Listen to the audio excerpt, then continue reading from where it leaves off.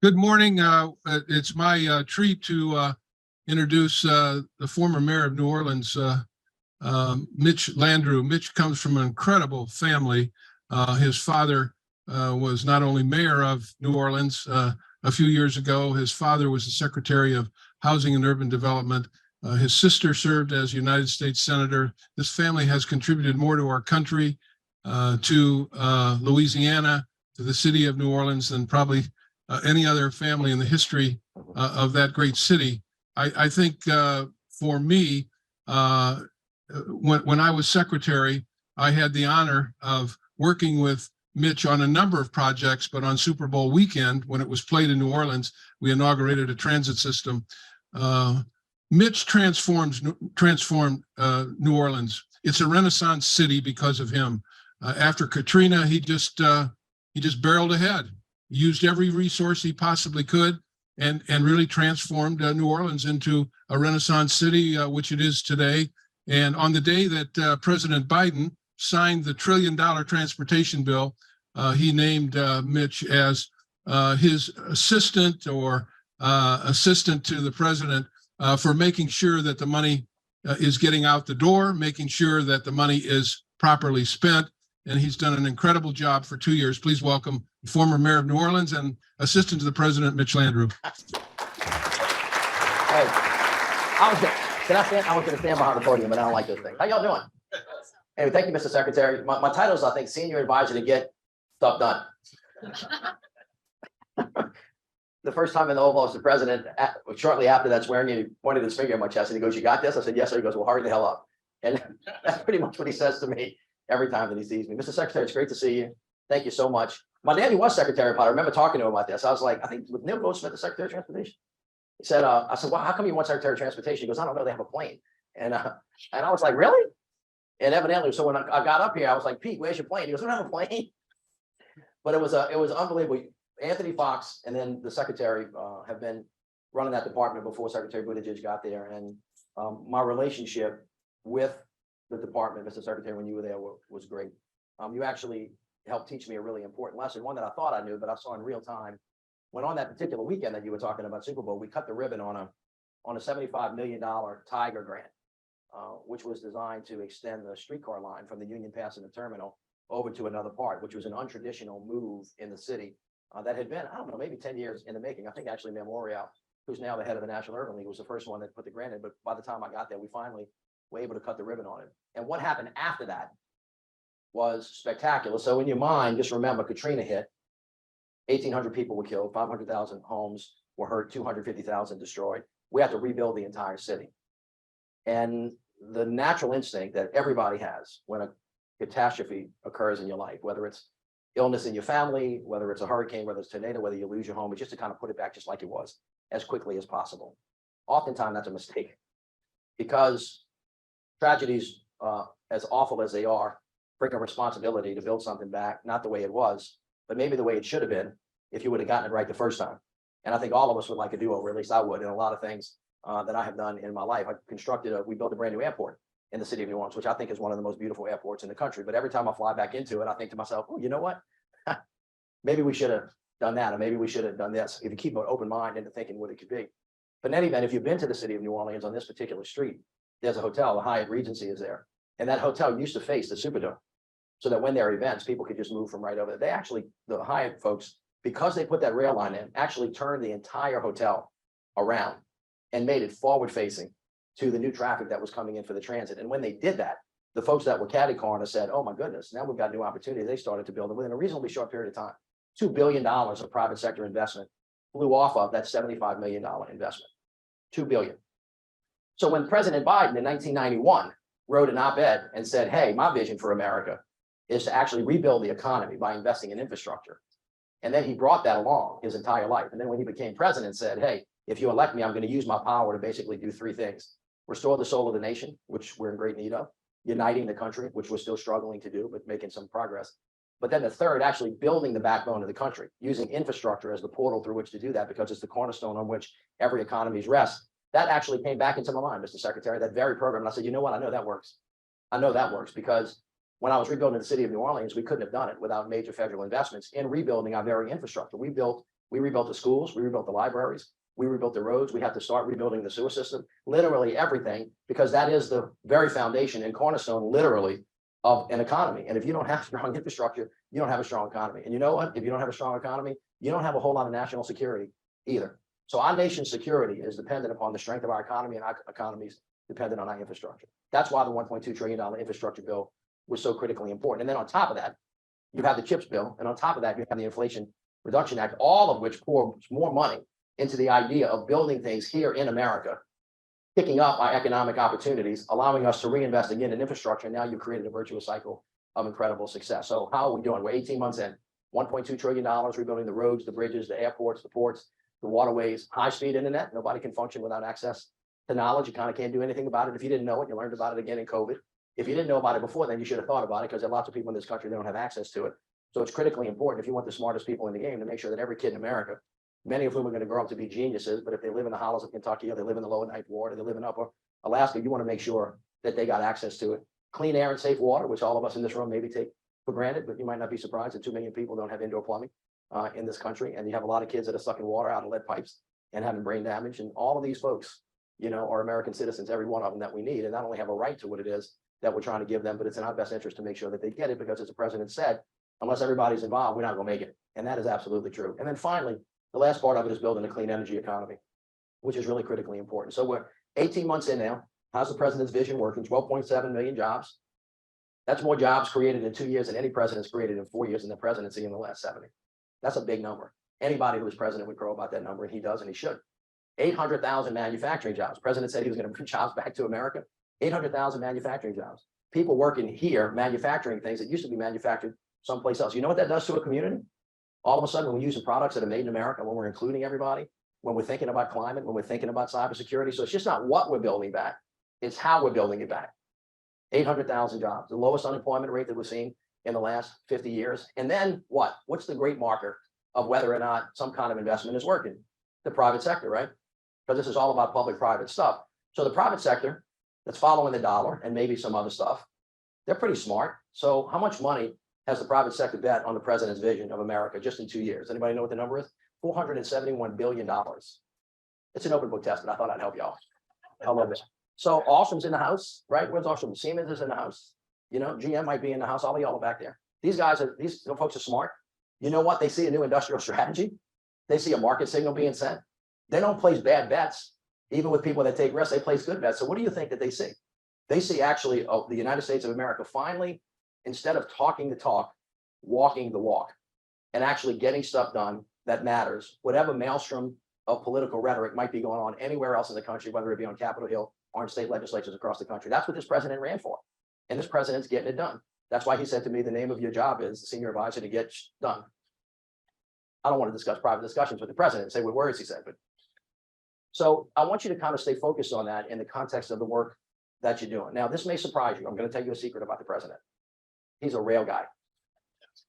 Did y'all know that? All right. If you ever run into the president of the United States, like if you're walking down the street and you happen to see him getting a coffee at Starbucks, and you say, "Hey, Mr. President, how's it going?" and you say the word rail to him, you should expect to stay there for a fairly long period of time, because he is really a rail guy in his bones. You know, he started off as a local government guy, elected to the Senate when he was 29, tragedy in his family that all of you know about. But he got back and forth to work every day on the Northeast Corridor and on Amtrak. He lived it. He knows it. He breathes it. He knows every inch of it. If you had a conversation and you live in that area, you might not be surprised to know that he actually knows what the degree of curvature is on certain turns on that rail. And his vision has always been to really make sure that we invest substantial sums of money in making sure that rail is available, primarily for the reasons that all of you know. One, we need to move people faster to and from where they're going, because it improves people's livelihoods when you're able to do that. Second, it's got major implications for the climate crisis that we're in. So we always have metrics about if you put one more car on the rail, how many cars do you take off the road? And then finally, good paying jobs. And from his perspective, high paying union jobs. So what matters to the president is if I'm in Coatesville and we're cutting the ribbon on a new train depot, because that's a commuter area, he wants to know about Sean Diamante. Sean Diamante is a guy that's been working there forever, worked for Amtrak. He's a third generation employee. His daddy worked there, he works there, his kid works there. Good high paying jobs that may or may not require a college education, that actually build generational wealth, because that's how you build the economy from the bottom up and the middle out. So you understand how the president thinks. He doesn't just think about high speed rail or a highway or water. He thinks about how am I going to use these investments to blow off residual fantastic stuff for the people of America, just like the rail line that Ray helped me build in the city of New Orleans. It just wasn't about the streetcar. It was about the small businesses. It was about the people who started the small businesses. It was about the way the city of New Orleans had to move people from place to place in order to make a better community. It's an integrated vision of what the United States of America should be. And so that's the big picture. The specific picture in the world that you guys live in is the president wants to go faster on rail. He wants more rail to help with the climate, and he wants to produce a lot of jobs.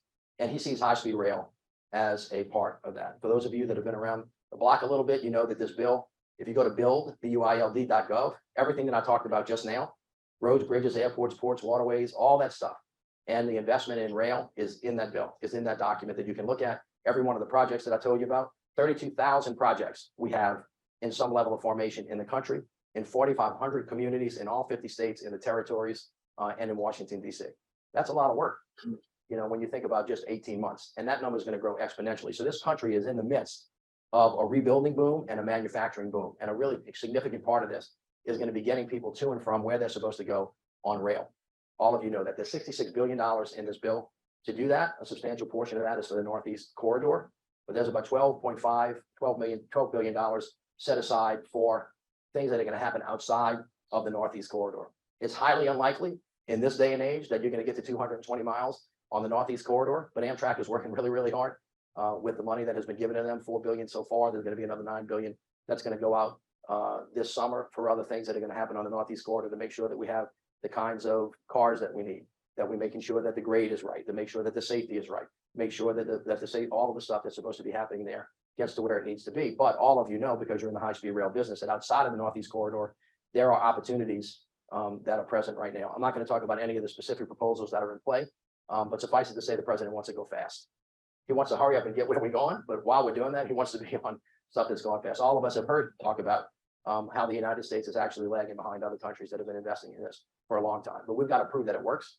We've got to have proof of concept. We've got to make sure that we can prove that the investments have a good return on where they are, and we've got to make that happen. My expectation, it's just an expectation, these decisions are going to be made by the secretary, that before the end of the summer sometime, maybe, I don't know, maybe before the end of the third or fourth quarter, some of the awards and some of the applications for high-speed rail will have been considered and decided upon. All of you guys know where y'all play in that particular space, and should continue to do the work that you're doing. But at the end of the day, you know, at some point, hopefully in the not too distant future, the United States of America will not only start to catch up with other countries, but surpass that, you know, as you make the point to Congress and other folks that, you know what, if you want to do this, we've got to put the money where it needs to be. We've got to be smart. We've got to be efficient.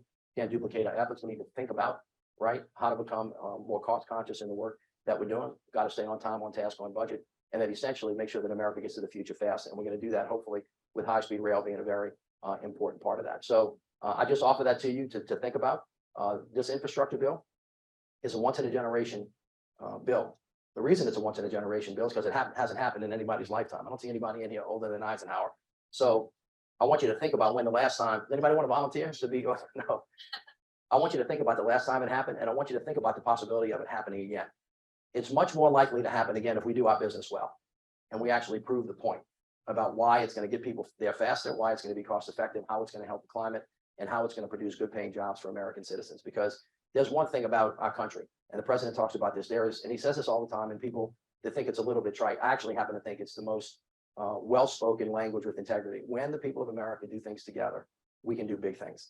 We can't do much by ourselves. And this requires really a lot of partnerships across all of these venues. And so when you're thinking about where you are, where you're going to invest your money, I want you to be thinking about the community that you're going to build into, because by that rail, in close proximity to it, is housing. By that rail or businesses, by that rail or the kind of livelihoods that most Americans do. You want to incentivize the growth of communities, and you're part of that community. If you try to build in isolation, you're not going to build the greatest value that I think that we can build with these infrastructure commitments. And so I want to end where I started before the secretary comes up and talks to me. I want you to think about this RAISE grant in New Orleans, $75 billion in hard federal dollars, blew off $2 billion in private sector investment, and that investment helped rebuild the soul of New Orleans. Small businesses for people that lived in those communities that created community resilience and strength. So when the next bad thing came, we were much better prepared to do it. So in all of that stuff, it got people to where they were going. It helped them get there faster. It created jobs, and it protected us from some of the worst things that are coming our way. Think about it in that integrated way, and all of you will participate with the president in building a better America. Thank you very much. Mr. Secretary. Okay, Nick has about 10 minutes, and rather than me do an interview, if you don't mind, Mayor, can we just open it up for a few Sure. questions? So raise your hand, and I know his staff is having a heart attack right now. Because it wasn't part of Secretary's not following the rules, but we can let him go. As a former mayor, he's been to more town meetings than all of you combined. Okay, give him we got mics here. That's true, by the Give way. this gentleman a mic here real quick. Mr. Mayor, it's Hey. great to have you, and I've got a ton of questions, and if you've got time for beer later on tonight, love to meet with you, okay? I'll try to start off with just one of them. Well, I want to start with a cautionary tale. We have more money than we've ever had. We don't have any high-speed rail in the United States, and we've been through the Secretary's time when we had the ARA funds. We're at the beginning of a political cycle. Politics is paternalistic. We want to give a lot to a lot of people, right? Which means we diminish the pot of funding we have for high-speed rail, which is very expensive.